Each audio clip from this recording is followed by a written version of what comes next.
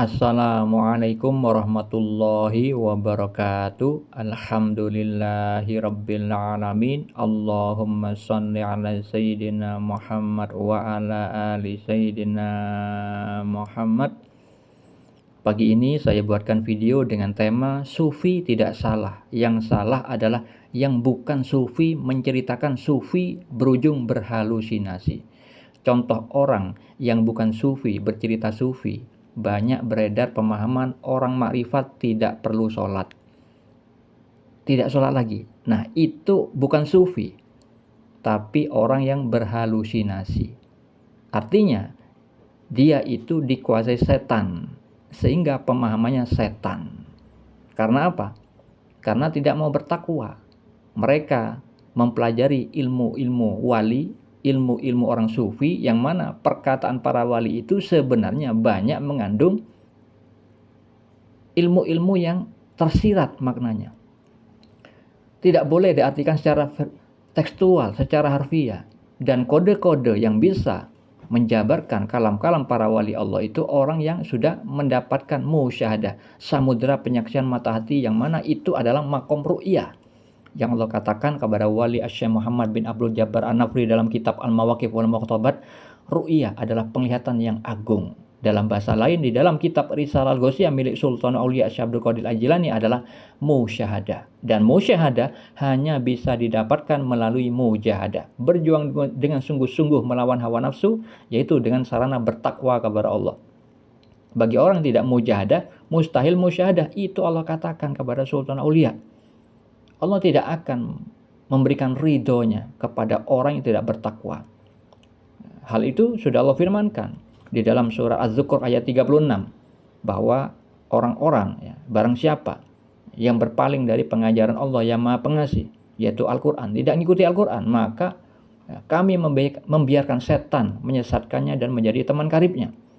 Nah, seperti itu akhirnya orang-orang yang bukan sufi, orang awam yang sok belajar ilmu hakikat, padahal hakikat itu adalah hasil buah dari pelaksanaan ilmu syariat yang kemudian ditarekatkan, diamalkan di dalam kehidupannya, yang mana pengamalannya tidak keluar dari Al-Quran dan As-Sunnah sebagai tolok ukur kebenaran hakiki, sebagai relnya, sebagai pembatasnya, yang niatnya hanya kepada Allah semata-mata, tidak mempersekutukan Allah. Akhirnya Allah memberikan kalam-kalam hakikat, dan itu hanya dimiliki para wali, kekasih Allah.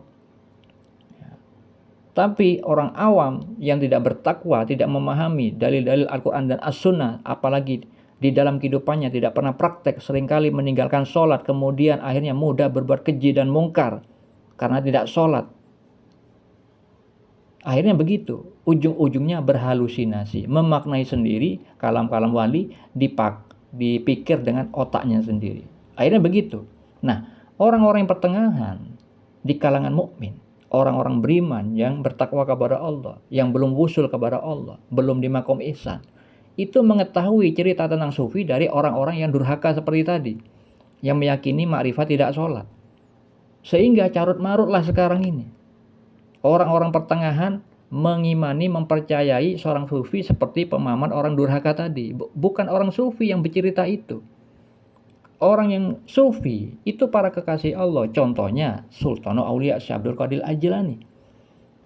Beliau menceritakan tentang orang sufi. Dan juga di dalam kitab Al-Mawaqif wal Muqtabat juga ada wajangan dari orang sufi, yang mana itu tentang ketakwaan, bukan mengajarkan tidak sholat. Jadi hal-hal yang tidak diketahui oleh orang-orang awam maupun pertengahan, kemudian mendapat cerita dari orang-orang yang bukan sufi, orang-orang yang sok tahu tentang sufi, akhirnya orang-orang yang belum wusul kepada Allah mempercayai bahwa sufi itu sesat, mengatakan ajaran orang sufi itu nyeleneh. Nah, ini yang terjadi sekarang ini. Orang yang tidak berkedudukan sufi, bukan para kekasih Allah, bercerita tentang kekasih Allah, akhirnya melanggar firman Allah dalam surat Al-An'am ayat 135. Tidak berbuat sesuai kedudukan. Allah sebut zolim. Perbuatan zolim itu tidak akan beruntung. mendapat ancaman azab dari Allah Subhanahu wa taala. Maka ingatlah, Allah berfirman di dalam surat Al-An'am ayat 135. Katakanlah Muhammad, wahai kaumku, berbuatlah menurut kedudukanmu.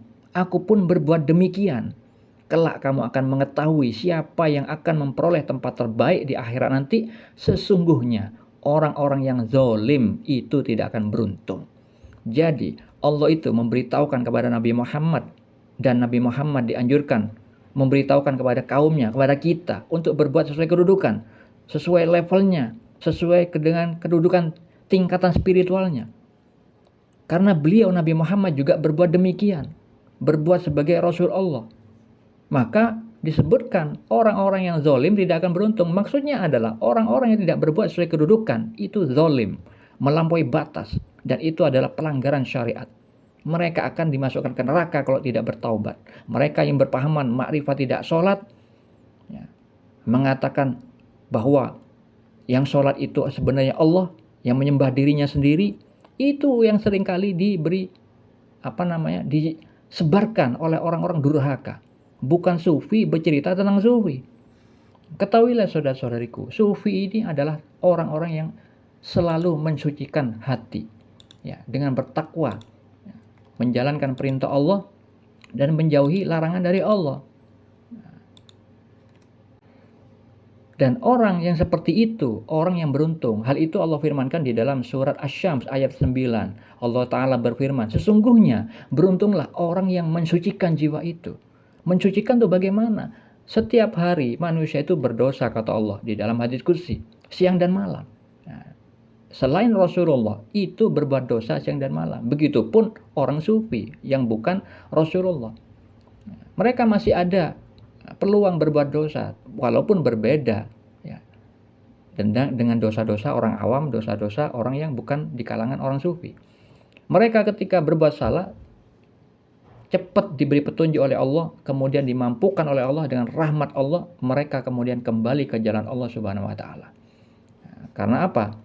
Allah sudah berfirman bahwa perbuatan baik itu, ya, menghapus kesalahan-kesalahan, ya.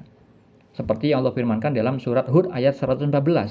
Perbuatan-perbuatan baik itu menghapus kesalahan-kesalahan. Itulah peringatan bagi orang-orang yang selalu mengingat Allah, yang selalu zikrullah. Itu seperti itu. Ketika berbuat salah, diberi petunjuk, dia paham, langsung kembali ke jalan Allah, meminta ampun, mengimbangi dengan berbuat amal soleh, dengan amal-amal yang lain. Dan orang yang hatinya bersih, orang-orang sufi itu perbuatannya itu baik. Nggak mungkin sesat seperti tadi. Orang yang sok sufi berhalusinasi mengatakan orang makrifat tidak sholat. Kenapa? Kebersihan hati itu tolak ukur perbuatan lisannya, tangannya, kakinya itu baik amalnya. Seperti yang diisyaratkan Nabi Muhammad di dalam hadis riwayat Al-Bukhari dan Muslim. Ingatlah bahwa di dalam jasad itu ada segumpal daging. Jika ia baik, maka baik pula seluruh jasad.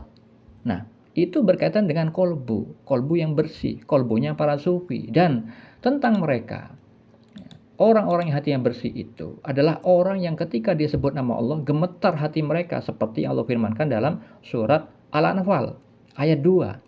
Allah Ta'ala berfirman, sesungguhnya orang-orang yang beriman ialah mereka yang bila disebut nama Allah gemetarlah hati mereka. Dan apabila dibacakan ayat-ayatnya bertambahlah iman mereka karenanya, dan hanya kepada Tuhanlah mereka bertawakal. Dan ciri mereka yang lain adalah mudah matanya itu mencucurkan air mata. Seperti yang Allah firmankan dalam surat Al-Ma'idah ayat 83. Allah Ta'ala berfirman, dan apabila mereka mendengarkan apa yang diturunkan kepada Rasul Muhammad, kamu lihat mata mereka mencucurkan air mata disebabkan kebenaran yang telah mereka ketahui. Nah, itulah orang-orang sufi yang sebenarnya. Orang bertakwa, gemetar ketika disebut nama Allah, mudah menangis karena Allah, karena itu ada jaminan masuk surga disebutkan dalam sebuah hadis. Dan mereka tidak mungkin berbicara ngawur tentang syariat, apalagi tentang ma'rifatullah. Ma'rifatullah adalah ilmu mengenal Allah, dan mana setelah mengenal Allah pasti dilanjutkan bertakwa. Tidak mungkin melanggar syariat Allah. Semoga bermanfaat. Jangan percaya tentang sufi dari orang-orang durhaka. Assalamualaikum warahmatullahi wabarakatuh.